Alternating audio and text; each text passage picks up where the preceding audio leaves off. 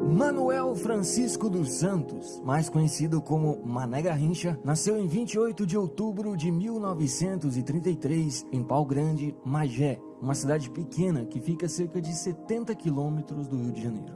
O gênio da bola veio de uma família humilde de 15 irmãos. E de onde veio esse nome Garrincha? Bem, o Garrincha foi minha irmã. É que eu tinha o hábito de caçar passarinho e existia um passarinho chamado Garrincha. Então minha irmã um dia me viu pegar o passarinho e então falou que eu ia chamar Garrincha. Então por isso ficou o nome Garrincha.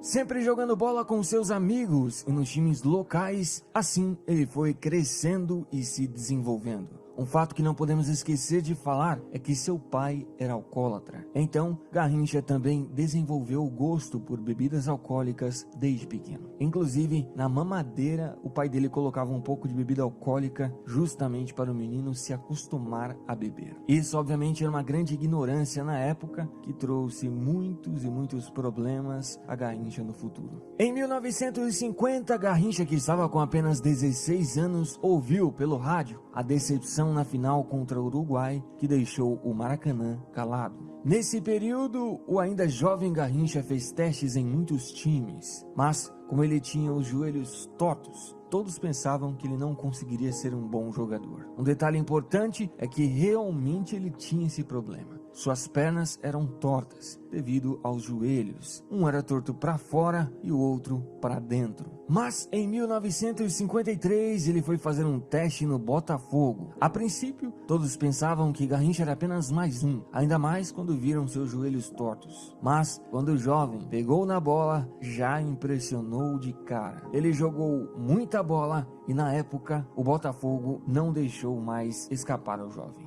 Eu nunca notei nada na minha perna torta. Depois que eu vim no Botafogo, o pessoal falou que eu tinha a perna torta. Eu acho que ajudou bastante sim, porque enquanto os gringos olhavam a minha perna torta, dizendo que o cara não joga nada e tal, eu ia pegando a bola, ia passando por eles, ia fazendo meus gols, dando as bolas para fazer gol. Enfim, cheguei onde eu sou, com essa perna torta assim mesmo. Assim, ele já foi contratado para jogar no profissional do clube carioca. Em 1953, seu primeiro ano como profissional, apesar de já ter chegado jogando muita bola, o Botafogo não conseguiu títulos. Em 1954, ele não foi convocado para a Copa. No mesmo ano, conseguiu conquistar o torneio quadrangular internacional com o Botafogo. Em 1955, foi convocado pela primeira vez à seleção brasileira, mas no Botafogo passou o ano sem títulos, assim como também em 1956. Em 57 continuou jogando muita bola e Garrincha finalmente conseguiu conquistar um grande campeonato. Conquistou o Campeonato Carioca, sendo eleito o melhor jogador.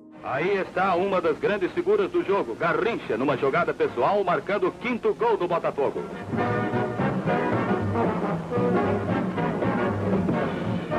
Em 58, um detalhe importante de se falar é que Garrincha não estava entre os convocados para a Copa. Mas, pela desistência de um jogador, ele foi convocado quase que na última hora. No começo da Copa, ele e Pelé não eram titulares. Mas, no terceiro jogo, isso não era mais problema. Garrincha e Pelé se tornaram titulares absolutos. E assim, jogaram juntamente com o grande Didi, o fino da bola. E como nós sabemos, levaram o Brasil finalmente ao primeiro campeonato mundial. Garrincha foi um dos melhores jogadores daquela Copa e já não era mais desconhecido para o público. Assim, ele passou a ser o grande Garrincha. Mas, se você não sabe, a fama não era algo que ele gostava. Me senti famoso em 58, quando cheguei aqui.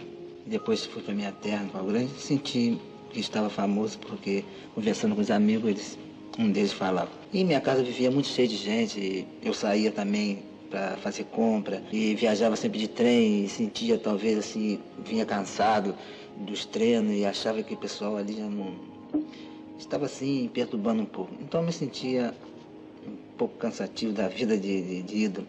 Mas você sabe que nós não podemos fazer nada, temos que aguentar isso tudo porque o povo quer e para eles é bom, mas para nós não somos porque é meio cansativo, sabe? E ainda em 58, ele conquistou com o Botafogo o torneio pentagonal do México. Em 1959, passou o ano sem títulos pelo clube carioca. Em 60, voltou novamente a conquistar um torneio internacional. Agora, conquistou o torneio internacional da Colômbia. Em 61, viveu grandes conquistas. Ele conquistou o campeonato carioca, sendo novamente eleito o melhor jogador. Com Didi, Garrincha, Amarildo, Zagallo, China, Amoroso e Neivaldo, o Botafogo armou seu ataque de briga, capaz de marcar os tentos que o quadro precisava para a conquista do título. É uma das jogadas clássicas de Garrincha e que tantas vitórias deu ao alvinegro.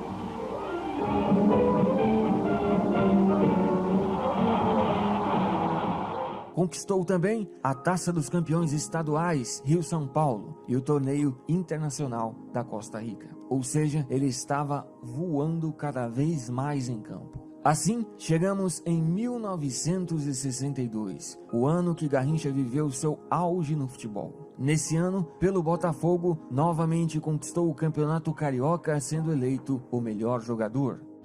O Maracanã em tarde festiva. São milhares e milhares de torcedores acorrendo ao gigantesco estádio para assistir ao encontro decisivo do torneio carioca de futebol, que daria ao Botafogo o título de bicampeão da cidade. Este é o quadro alvinegro, onde figuram alguns campeões do mundo. Agora, a equipe do Flamengo. Aos rubro-negros bastava o empate para a conquista do título. Mas eis que Garrincha decide fazer sua jogada. Ele conhece bem o caminho do gol.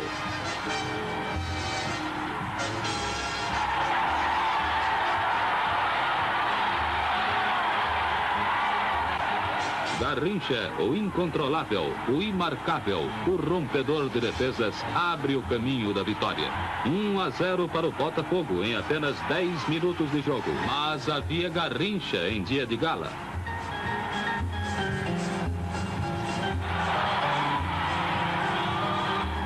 É o mesmo lance de sempre. Seu Mané joga a bola sobre a pequena área e desta vez ela bateria no adversário.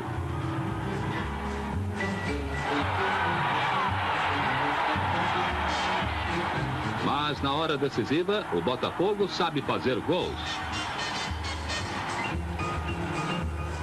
3-0, estava garantido o bicampeonato. O Botafogo, time de craques, jogando um futebol da melhor qualidade, soube derrotar o Flamengo num encontro de gigantes, conquistando o bicampeonato carioca. Uma equipe que tem conjunto, que tem o incentivo da torcida e que tem ainda Garrincha, tem tudo para ser campeão. E conquistou o torneio pentagonal do México. Sem contar que pelo Campeonato Brasileiro foi eleito o melhor jogador. E eis que chegamos na Copa de 62. Logo no início da Copa, Pelé se lesiona, ficando assim as esperanças todas em Garrincha. E ele não desapontou. O bicho jogou demais, mas muita bola mesmo. Puxou a responsabilidade nos jogos mais importantes do Brasil e não se limitou a ficar apenas na ponta direita. Chegou até mesmo a sair e fazer gol fora de sua posição, algo que na época ele pouco fazia. Ele fez gol de perna esquerda, fez gol de fora da área, entortou seus marcadores, enfim, Garrincha foi simplesmente imparável naquela Copa. Muitos dizem que o Garrincha de 62 foi muito mais espetacular que o Maradona de 86. Também, naquela Copa, Garrincha terminou ajudando em muito o Brasil a se tornar bicampeão mundial. Garrincha terminou o campeonato em vice na artilharia e foi eleito o melhor jogador disparado daquele mundial.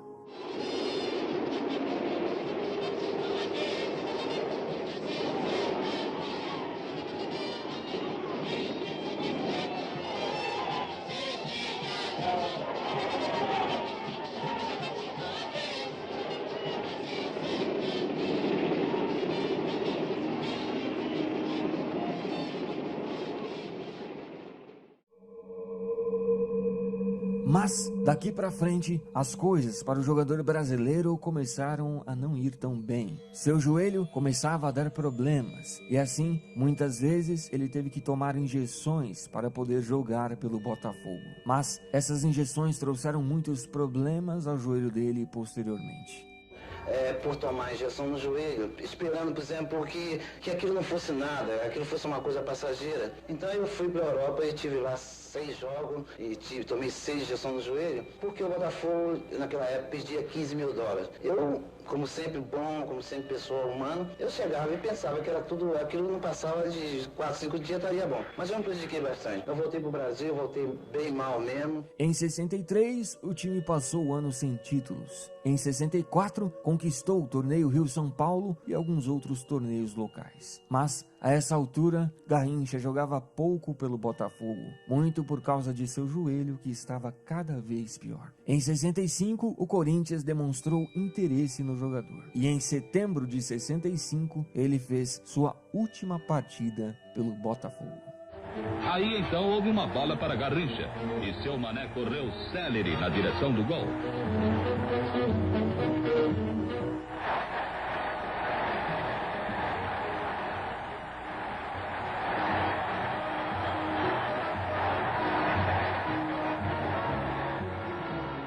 Assim, o clube carioca decidiu vender sua maior joia para o Corinthians. Naquela época eu era patrimônio do clube. Eu pensava assim que o patrimônio do clube fosse uma coisa boa. Depois me venderam pro Corinthians e eu fiquei assim, puxa, mas patrimônio ninguém vende. E me venderam, nem falaram nada, me deram muito obrigado. 13 anos de Botafogo, cheio de coisa, fiz tanta coisa no Botafogo, campeão. E o patrimônio depois foi vendido. Eu fiquei muito triste, porque eu não tive nem um pouquinho de consideração naquela época pelos diretores. Mas tudo bem, tudo certo, eu tô feliz. Pelo Botafogo, Garrincha jogou 614 partidas, fez 245 gols e conquistou nada menos, nada mais que 18 títulos. E é considerado o maior jogador da história do clube. Assim, voltando para o Corinthians, o clube paulista acreditou que poderia tratar de Garrincha e assim ajudá-lo a voltar pelo menos 50% do que ele era no Botafogo. Uma curiosidade importante de se falar é que nessa época o Corinthians passou a ser chamado de Timão, justamente por causa de Garrincha e outros grandes jogadores que tinha no elenco. E é por isso que o time até hoje é conhecido como Timão.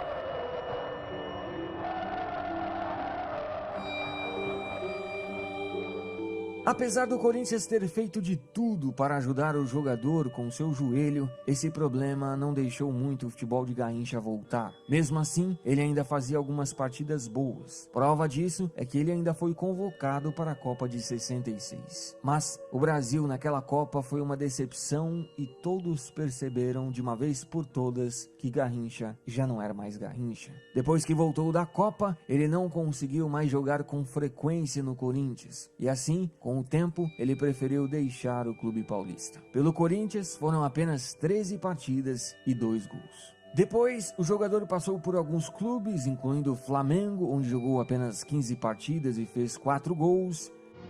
O homem de 58 e de 62, Mané Garrincha. O bom e maravilhoso Mané, do corte pela direita e do lançamento perfeito para a área. Jamais houve um ponta-direita como ele.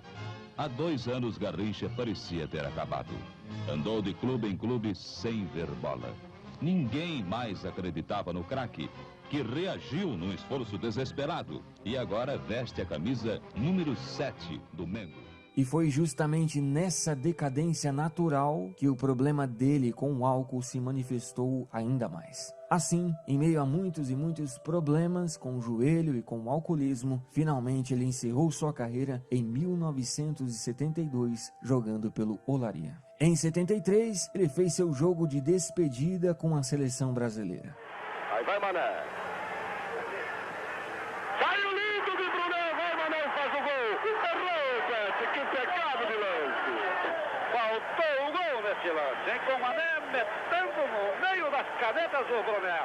É o último João do Maracanã e a torcida. Vai Mané Garrincha no seu adeus. Nós é que dizemos a você, obrigado Mané Garrincha. Muito obrigado pelo futebol espetacular que você deu a este Brasil que você tanto ama.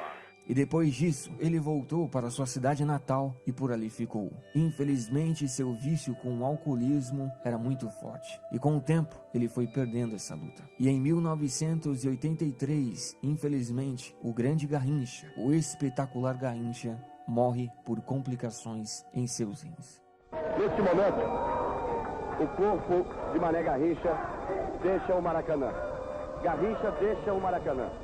Pela última vez, debaixo de muita emoção, o caixão de Mané Garrincha é colocado num carro aberto do Corpo de Bombeiros. O povo canta a valsa de despedida para Mané Garrincha. Garrincha era um cara ingênuo, mas não bobo. Era um homem simples e muito puro. Talvez a maldade existente nele só fez mal para ele mesmo. Mas, sem dúvida nenhuma, foi um dos maiores da história. Não é à toa que ele, ao lado de Pelé, foi considerado o melhor de seu tempo. Temos a certeza absoluta que o seu futebol é algo eterno, jamais irá morrer.